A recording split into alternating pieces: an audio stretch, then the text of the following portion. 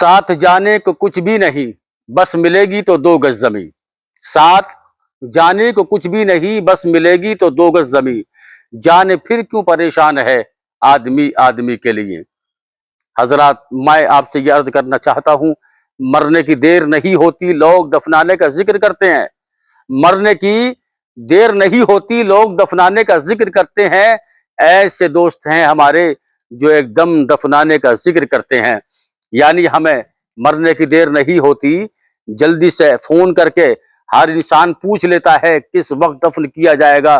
پتہ ہی چلتا ہے کہ جب تک جسم کے اندر روح رہتی ہے لوگ تب تک آپ سے محبت کرتے ہیں، تب تک آپ سے پیار کرتے ہیں، اور اس کے چلے جانے کے بعد یعنی روح کے نکل جانے کے بعد میں لوگ اس طرح بے وفا ہو کر آپ کا چہرہ دیکھتے ہیں، اوہو چلا گیا دنیا سے، بڑا محنت کش تھا، بڑا اچھا تھا، بڑا نیک تھا، یا بڑا غلط تھا۔ یعنی ہر انسان کی اپنی اپنی سوچ ہوتی ہے، سمجھ ہوتی ہے، اسی کے اعتبار کو دیکھتے ہوئے آپ سمجھیے۔ اور آپ 24 گھنٹے دنیا میں روح نکل جانے کے بعد نہیں رہ سکتے۔ کیوں نہیں رہ سکتے؟ اگر آپ درمیان میں لوگوں کے ہیں اور آپ نے اپنے گھر پر دم دیا ہے تو یقین مانیے کہ لوگ آپ کو ایک دم سے دفنانے کی کوشش کرتے ہیں۔ اس کا مطلب صاف ہو گیا کہ جب تک زندہ تھے تب تک لوگوں کے کام آپ آتے تھے، اور جب آپ تن سے روح نکل گئی تو آج کوئی بھی آپ کا ساتھ دینے کو تیار نہیں ہے۔ مت کر بے وفا زندگی پر اعتبار، مت کر بے وفا زندگی پر اعتبار، تو اچانک ہو جائے گا موت کا شکار۔ موت برحق ہے، اس لیے موت کی تیاریاں کیجئے۔ کوئی کسی کا انتظار نہیں کرتا، دنیا کی رفتار ہے، دنیا کا چلن ہے، دنیا کا رشتہ ہے، ہر ایک کو توڑنا ہے۔ دنیا سے ہم نہیں بلکہ ہمارے بڑے بڑے پہلوان، عزیز و قارب، رشتہ دار، احباب، ہمارے ماں باپ، بھائی بہن، سب کو دنیا سے جانا ہے، سب جا رہے ہیں اور ہم بھی کسی روز چلے جائیں گے۔ اس کا مطلب صاف ہو گیا کہ دنیا واحد ایک ایسا مرکز ہے جہاں آنا اور جانا لکھا ہوا ہے۔ دلوں میں رہیے، دعاؤں میں رہیے۔ میرے آقا فرماتے ہیں جو دلوں میں رہتا ہے وہ کبھی مرتا نہیں، اور جو دعاؤں میں رہتا ہے وہ کبھی ہارتا نہیں۔ یعنی ہمیں مرنا ہے، برحق ہے، اپنی اندھیری قبر کی تیاری کرو۔ میرے آقا فرماتے ہیں تکیہ، بچھونا، عمل، روشنی، سب کچھ تمہارا عمل ہوگا۔ دنیا میں جس طرح دنیا کو ضرورت ہے مال کی، اسی طرح قبر کو ضرورت ہے آپ کے نامہ اعمال کی۔ دنیا میں اگر مال چاہیے ہوتا ہے ہر سامان کے لیے، اچھی جگہ رہنے کے لیے، کھانا اچھا کھانے کے لیے، اچھا پہننے کے لیے، اچھی سوسائٹی میں رہنے کے لیے پیسے کی ضرورت ہوتی ہے، تو جتنا دنیا میں جس کے پاس پیسہ ہوتا ہے وہ اتنا اس کا مزاج الگ ہوتا ہے، اس کا چلن الگ ہوتا ہے، کھانا پینا الگ ہوتا ہے، رہنا سہنا الگ ہوتا ہے۔ اسی سے طرح سے جو ہے جو آخرت کی قبر پر انتظام کرتا ہے، آخرت کے لیے کرتا ہے، اس کا دنیا سے کہیں زیادہ اچھا ہوتا ہے۔ دنیا ایک گناہ ہے اور رب کا جو انعام ہے وہ 70 گنا زیادہ قبر میں بندے کو دیا جاتا ہے۔ اس لیے ہمیں چاہیے کہ ہم قبر کا انتظام کریں، قبر کی دہشت و گھبراہٹ اور وہاں کے عذاب سے بچنے کی کوشش کریں۔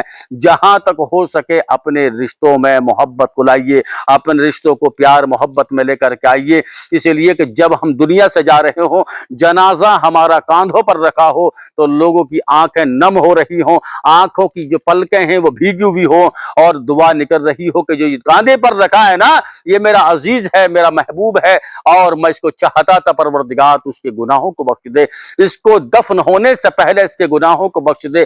تو کچھ ایسی دعائیں بھی ہوتی ہیں جو ہمیں مرنے کے بعد میں قبر کی جو راستہ دوری ہے اس سے کے جانے سے پہلے اللہ معاف فرما دیتا ہے۔ اور اگر ہمیں دنیا کے اندر کچھ کرنا ہے تو آخرت کا انتظام کرنا۔ دنیا آج سے پیدا نہیں ہے، اربوں خربوں سال اس کو پیدا ہوئے ہو گئے ہیں، لیکن آج تک کوئی نہ بچا ہے اور نہ قیامت تک کوئی بچے گا۔ بہرحال میں آپ سے یہ عرض کرنا چاہتا ہوں، دنیا داری دنیا تک رہنے دیں اور اخروی زندگی کا انتظام کریں۔ اللہ تبارک و تعالیٰ نے مقدس قرآن کریم کے اندر کئی بار فرمایا کل نفس ذائقۃ الموت، ہر نفس کو جاندار چیز کو موت کا ذائقہ چکھنا ہے۔ یعنی پتہ یہ چلتا ہے کہ ہر نفس کو جب مرنا ہی ہے تو مرنے سے پہلے مرنے کی تیاری کرنا ہے، دنیا سے جانا ہے۔ تو اس طرح جائیے کہ دنیا کے کفن سے پہلے اللہ کی رحمت کا کفن آ جائے، جنت سے لے کر فرشتے آ جائیں، ہماری خوشبو لگنے سے پہلے جنت کی خوشبو آ جائے، اور جس جنازے میں ہماری شرکت ہوتی ہے اس جنازے میں اگر ہو سکے تو اللہ کے فرشتے بھی آ جائیں۔ اس لیے ایسا عمل بنا کر چلیے، خود تو آپ جنت میں جا رہے ہیں لیکن جس نے نماز جنازہ آپ کی پڑھی ہے وہ بھی جنت میں جائے، ایسا عمل لے کر جائیے، کیونکہ اللہ تبارک و تعالیٰ کا انعام کس پر برس جائے کوئی معلوم نہیں، رحمت اس کو کس کو بلا لے کوئی معلوم نہیں ہے۔ اللہ کا جو رحمت کا دروازہ ہے وہ ہمیشہ بندے کے لیے کھلا رہتا ہے، اور ابھی توبہ کا دروازہ بھی کھلا ہے جو ہمیشہ کھلا رہے گا۔ اس لیے ہمیں چاہیے کہ زیادہ سے زیادہ اگر ہم صبح سے شام تک گھر سے نکلے تو شام کو اپنی نیکیوں اور گناہوں کا حساب لگانا چاہیے، آج ہم نے کتنے نیکیاں کی ہیں، کتنے گناہ کیے ہیں، اور اگر نیکی کی ہیں تو اللہ کا شکر ادا کریں، گناہ کیے ہیں تو ہم اللہ سے توبہ کریں۔ اس لیے توبہ کریں کہ پالنے والا، بخشنے والا، رحمتوں کے شامیانے میں لانے والا اگر کوئی ہے تو وہ ایک ہی ذات ہے جس نے زمین اور آسمانوں، چاند اور سورج کو پیدا فرمایا ہے، جو ہمیں زندگی کے لیے سانسیں دیتا ہے، جو اس کے حکم کی محتاج ہیں۔ ہمیں چاہیے کہ رب سے ہم پیار کریں، محبت رکھیں، اور گناہ کرنے سے پہلے اس کی جو دہشت اور اس کا جو ڈر ہے اپنے من میں